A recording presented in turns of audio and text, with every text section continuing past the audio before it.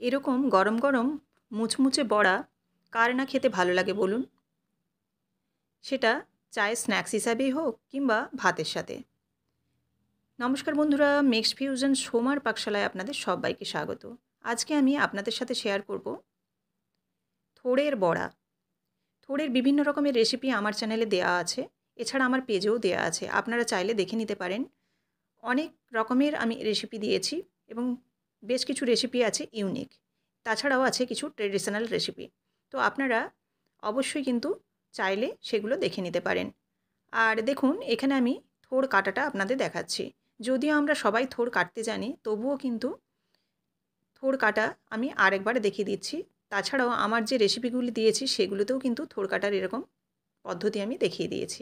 থোড়টাকে খোসাটা আমি উপর থেকে একটু তুলে নিলাম, দিয়ে রিং রিং করে কেটে একটু টান দিলে কিন্তু একটু সুতোর মতো বেরিয়ে আসবে। সেটাকে আঙুলে পেঁচিয়ে নিতে হবে। পেঁচিয়ে পেঁচিয়ে ওই সুতোটাকে ফেলে দিতে হবে। আর এরকম কুচি কুচি করে যতটা সম্ভব ছোট ছোট করে কাটা যায় সেরকমভাবে কুচিয়ে নিচ্ছি। আর এখানে আমি লবণ এবং হলুদ জল রেখেছি। থোড় মোছা যাই বলুন না কেন, সঙ্গে সঙ্গে কিন্তু হলুদ এবং লবণ জলে দিয়ে দিতে হবে, নইলে কিন্তু কালচে ভাব এসে যায়। আর আমি দেখুন আধা ঘন্টা এরকম ভিজিয়ে রেখে দিয়েছিলাম, এতে কষটা বেরিয়ে যাবে।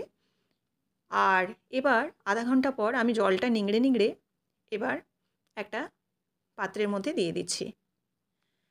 থোড়ের গুণাগুণ সম্বন্ধে আমরা সবাই জানি। থোড়ের মধ্যে থাকে প্রচুর পরিমাণে আয়রন, যেটা আমাদের শরীরের জন্য খুবই প্রয়োজনীয়। তো দেখুন, এবার এই থোড়টাকে ভালোভাবে হাত দিয়ে চটকে নিচ্ছি একটু, যাতে থোড়টা নরম হয়ে যায়। ভালোভাবে মেখে নিলাম। এবার এর মধ্যে দিয়ে দিচ্ছি 2 চামচের মতো চাল গুঁড়ি, 2 চামচের মতো বেসন। এবার দিচ্ছি এর সঙ্গে কুচনো পেঁয়াজ। পেঁয়াজটাকে আমি হাত দিয়ে ভেঙে ভেঙে ঝুরো ঝুরো করে দিচ্ছি।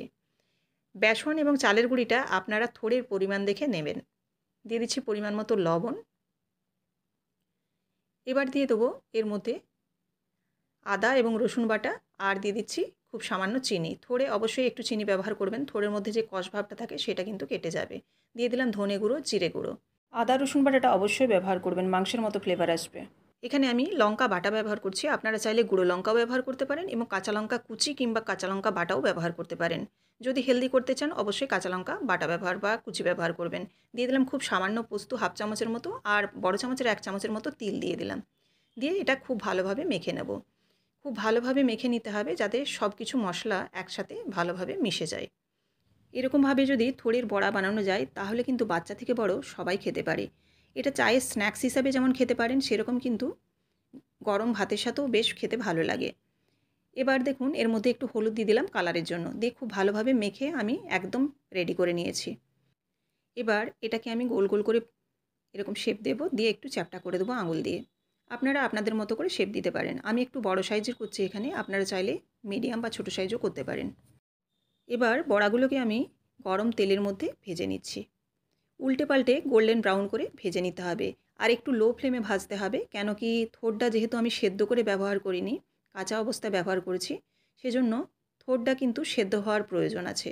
সেই কারণে আপনারা একটু লো ফ্লেমে ভাজবেন ধীরে ধীরে, তাহলে কিন্তু ভেতরটা একদম খুব ভালোভাবে সেদ্ধ হয়ে যাবে থোড়টা। তো এইভাবে উল্টে পাল্টে আমি কিছু সময় নিয়ে এরকমভাবে গোল্ডেন ব্রাউন করে ভেজে নিলাম। আর আপনারা দেখতেই পাচ্ছেন কতটা সুন্দর দেখতে লাগছে। আর যেহেতু তিল আর পোস্তটা দিয়েছি, সেই কারণে কিন্তু উপরটা দেখুন একটু সাদা সাদা ভাব এসছে, আর ওইটা খেতেও যেমন ভালো লাগবে আর জিনিসটা কিন্তু ক্রাঞ্চিও হবে। তো এইভাবে আরও আমি একটা কড়াইয়ের মধ্যে আবারও দিয়ে দিলাম, দিয়ে সেম প্রসেসে আমি এরকম গোল্ডেন ব্রাউন করে ভেজে তুলে নেব।